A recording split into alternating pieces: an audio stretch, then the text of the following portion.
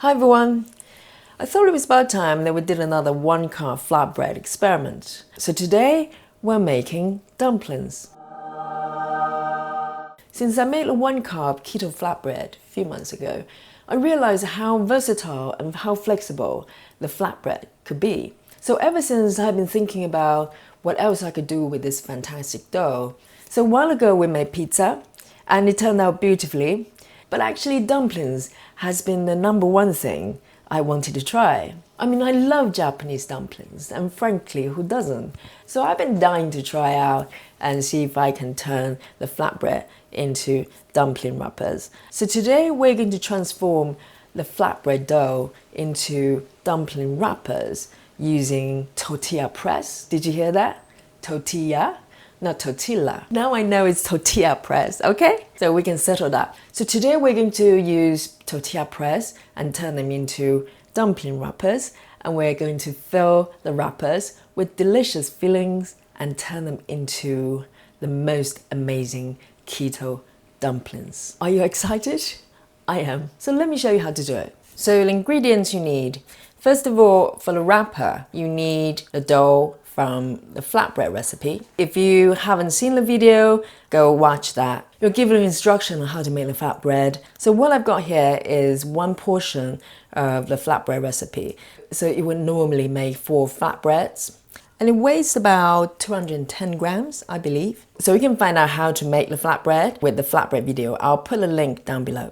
And for the fillings, we're going to need some mushrooms. So I've got about 200 grams here of button mushrooms. You can use chestnut if you prefer, and a small chunk of ginger. We probably don't need this big, we'll probably need about half of it. So a small chunk of ginger and a few spring onions. So I've got 3 here. So that's the veggies. And inside we're going to add in some tofu. So this is about 140 grams of firm tofu. So the single chunk you buy from the shop is about 240, so it's about half of that. So this is very firm tofu, okay? And also I'm going to add in some kimchi. So this is optional, you don't have to. I happen to have it in my fridge.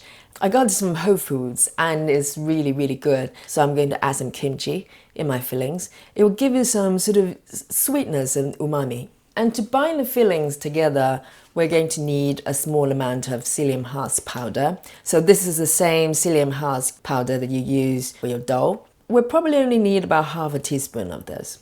And for seasoning, we'll need some toasted sesame oil and some soy sauce. And then we need some white pepper. So white pepper is pretty important when it comes to gyoza. It's quite an important flavor in gyoza fillings. So I wouldn't recommend it to replace it with the black pepper, for instance. It just doesn't taste the same. So use the white pepper. Okay, so that's everything we need. So the first thing we're going to do is to fry the mushrooms and tofu. Let me add some oil in the frying pan. So I'm going to take my mushroom and just put in the frying pan. So I have chopped the mushrooms in sort of small chunks. It doesn't have to be tidy because we're going to put it through the food processor to create the fillings. So we're going to fry the mushrooms till the excess water is gone. Okay. So the mushroom has been cooked for a few minutes, and now we're going to do the same with the tofu. So take your tofu and just crumble the tofu into the frying pan. Again, you can be pretty rough with it because we're going to put the whole thing through the food processor. So the more water content your tofu has, the longer you need to fry it. So this will prevent the dumplings getting soggy when you cook them. Just fry them till all the excess liquid is gone. Okay, this is looking good. And now turn the heat off. And now we're going to create the fillings. Okay, so we're going to use the food processor to create the fillings. I mean, if you don't have a food processor, you can just chop all the ingredients very finely and then mix them with the spatula. Okay, so we're going to add in the tofu and mushroom mixture we fried earlier on. So just pop it. It's still quite hot. I'm going to just pop the whole thing into the food processor. And the next thing I'm going to add is the ginger, a small piece of ginger, and the spring onion. So I just chop them in small pieces. So I'm going to add a spring onion inside. And optionally, I'm going to add in some kimchi. And this kimchi is just so good. I know homemade is the best, but if you can get some really good kimchi, I got this from Whole Foods. So I'm going to just put some in there. And the next thing we're going to add is the toasted sesame oil. So I'm going to add in probably about 1 tablespoon, roughly. Maybe a tiny bit more. I love sesame oil, if I haven't told you already. And then probably about half a tablespoon of soy sauce. The best thing to do is to taste the mixture and decide whether you need more. So go easy in the beginning. And then we're going to add in some white pepper. Just sprinkle some. And finally we're going to add in some psyllium husk. We're going to add in about half a teaspoon. So a very small amount. We just want the whole thing to bind together. Okay, put a lid on. And now we're going to pulse it a few times.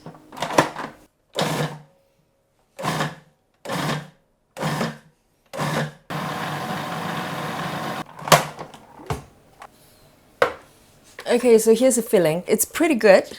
I mean, the coarseness you can decide for yourself. So I transferred fillings to a bowl. So in the process, I actually stopped a couple of times to check the seasoning.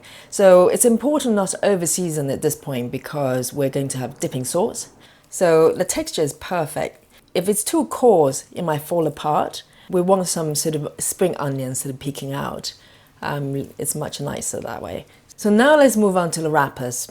Okay, so here I've got my dough ready, these cute little dough balls.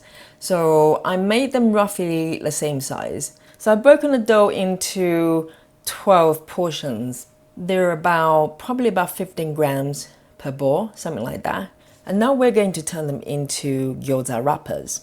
And by the way, this dough I actually made yesterday and I kept them in the fridge overnight. It seemed to be perfectly fine the next day. So if you're thinking about pre-making the dough the day before, you could. And now here's my super duper tortilla press. If you're new to tortilla press like me, please watch my pizza video where you can find instruction on how to use the tortilla press properly. But I'm gonna just speed forward.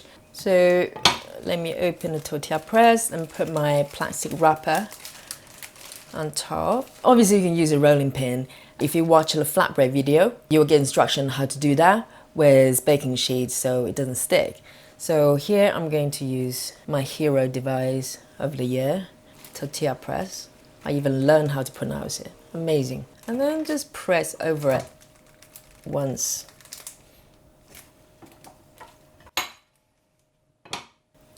That's it. That's the wrapper.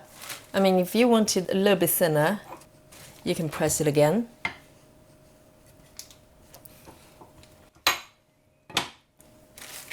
But that's it. That's the dumpling wrapper. And you can just peel it off. It doesn't stick at all. So I'm going to continue to make the rest of them and we'll put the filling in. Okay, so now here comes the fun part. I've got my filling here and I've got 4 of the wrappers made. So I'm going to show you how to shape them into gyoza dumpling. So first of all, you take 1 piece of wrapper carefully and then you take a little bit of a filling and here you want to resist the temptation of overfilling. So that's what I need to overcome. And what you do is to lift the wrapper, the edge of the wrapper to the opposite side and then give it a little pinch so you stick it together. Okay, and the next thing you do is to take the part that's the front that's facing you and then fold it over and create a little pleat. Do you see that? I'll do it again. So you just lift the front bit and then just pull it over and just create a little pleat like that. And you do the same thing on the other side. So you lift the front part of the wrapper that's facing you, fold it over, create a pleat that's opposite to the right hand side. And then do it again and then fold it over.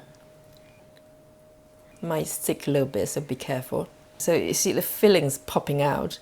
The fillings coming out, it won't stick very well, so you want to be careful with that.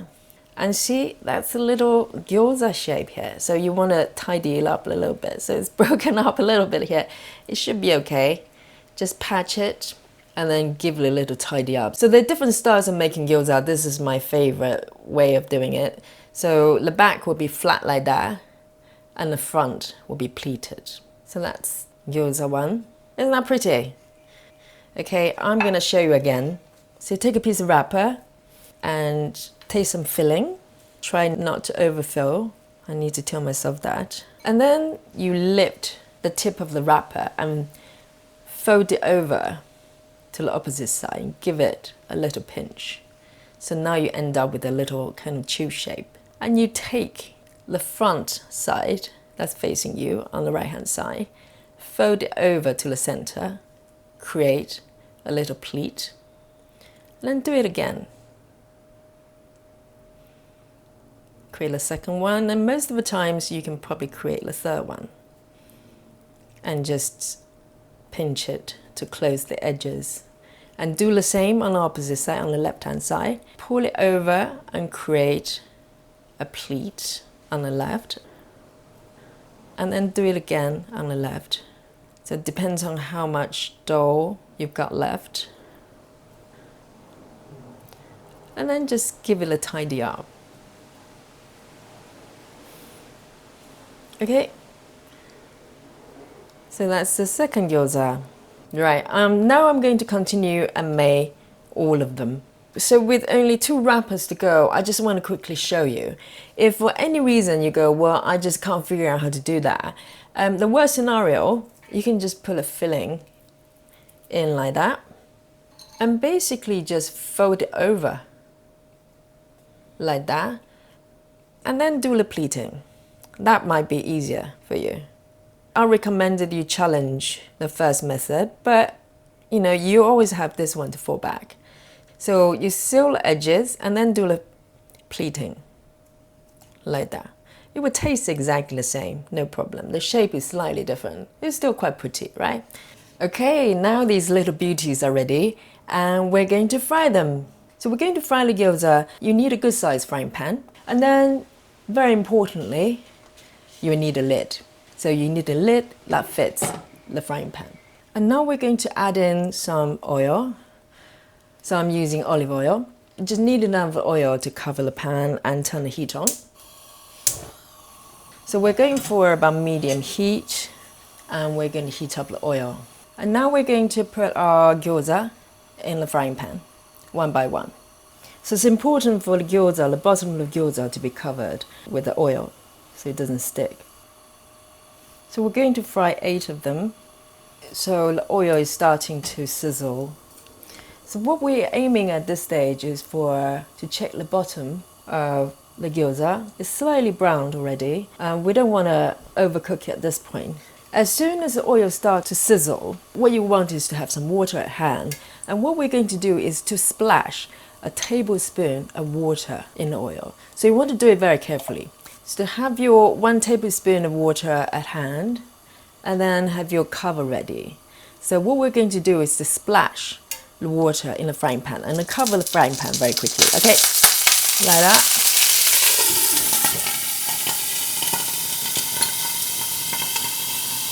So this is called surprise water in Japanese, and that's how gyoza is cooked normally. So I'm just moving around. So what it does is it creates steam within the frying pan. It will steam cook the gyoza. As you can see, only the bottom part of the gyoza is making contact with the frying pan. We're not flipping over. You could if you want to. The more traditional way of cooking it is actually only cook the bottom part of the gyoza. So we're trying to steam cook the gyoza. And the water will evaporate in a minute or two. I'll just quickly check my gyoza. Okay, that's nice and golden brown. I just want to make sure the gyoza is cooked thoroughly, so I'm going to just give it another 30 seconds or so. Okay, now I'm going to put the heat back to around medium, and I'm going to open the lid and allow the gyoza to cook a little bit more. So if you prefer, you can fry them on all sides, so it's crispy all over, but I normally only like the bottom to be crispy like this. I think they're ready. Let me have a look. It's nice and golden brown. And it's crispy. Can you hear that? That's perfect. Wow, look at our dumplings. It's golden brown.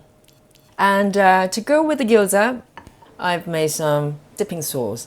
So it's basically soy sauce, rice vinegar, and toasted sesame oil. And I'm going to just boost it up with a bit of a chili sauce to give it a little bit of a kick. A few drops of chili sauce. And to beautify it, I'm gonna just sprinkle a few leaves of coriander. That's a dipping sauce. Now the only thing left to do is to eat them.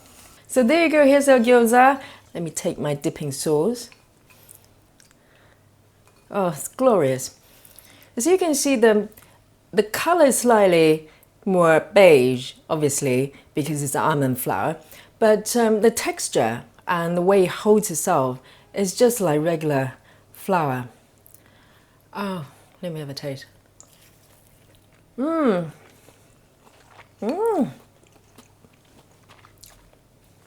Wow.